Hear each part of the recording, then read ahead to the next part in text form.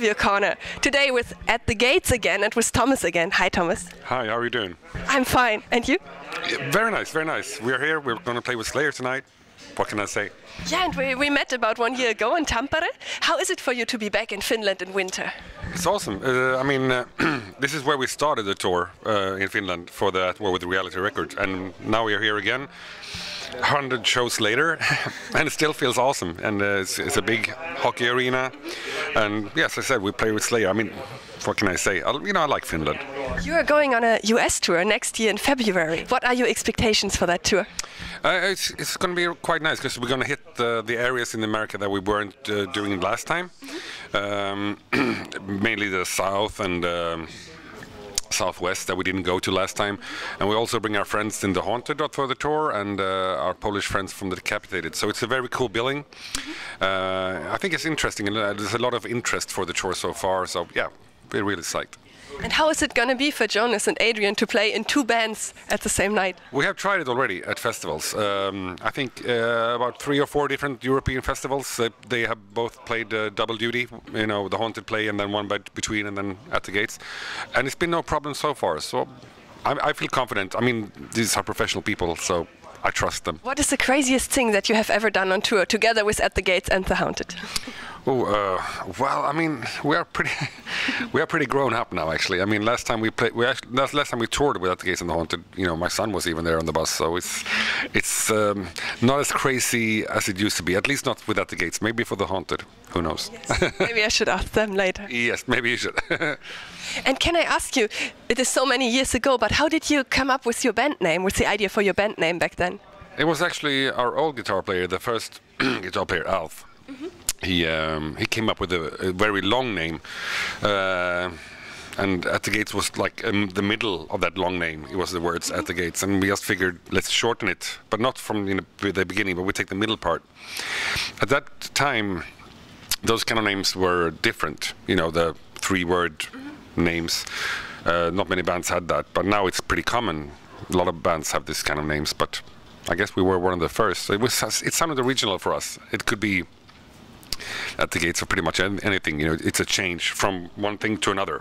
And what was the original long name that you had before? It was The Dwellers at the Gates of Silent Memory. Wow, That's cool. Pretty weird band name.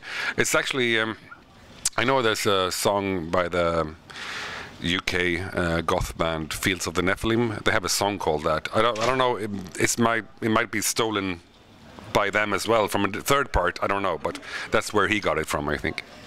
Cool. And I saw you have a great new music video out, The Night Elternal, and to me it looks kind of like a really dark comic version of the underworld. What was the story or the inspiration behind it? Well, I mean, it's the same guy who did our album covers and all our t-shirt designs, and he also did another animated video for Heroes and Tombs maybe 6 months ago. So we worked with him a lot, and the thing is, he just makes his own interpretation of our song and our lyrics. So what is actually in that video is this is what he feels when he hears the song. So I can't really tell you what every symbol in it means. It's his version of it, and it's a very dark one. But The Night Elternal has a triumphant ending, a bit more hopeful ending actually. Even if it's desperate, it gives some hope at the end. I like it a lot, but it scared me also a bit when I watched it. Yeah, it is very dark. I'm a big fan of his work. Oh, and what fascinates you about the genre dark metal and death metal? Well, for me, it's always been about not just the energy, but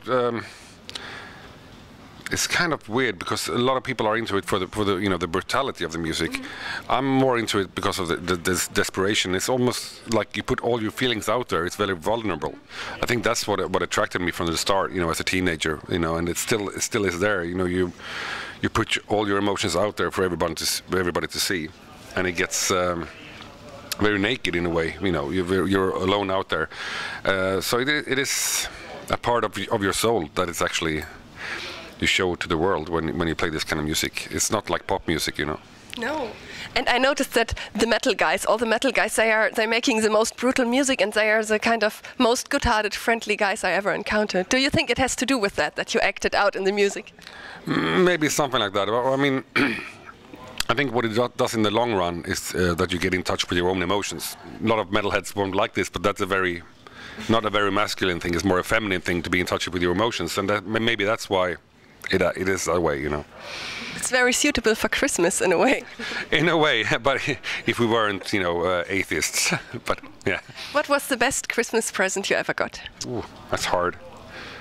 I can't really remember all the Christmas gifts. I mean, I always get happy for anything I get. You know, I'm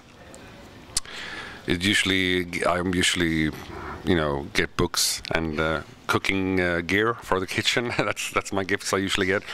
I'm very happy for it. I mean, when my kids get me like clothing, that's very funny too, because sometimes it's not what I want, but it's very nice of them, you know.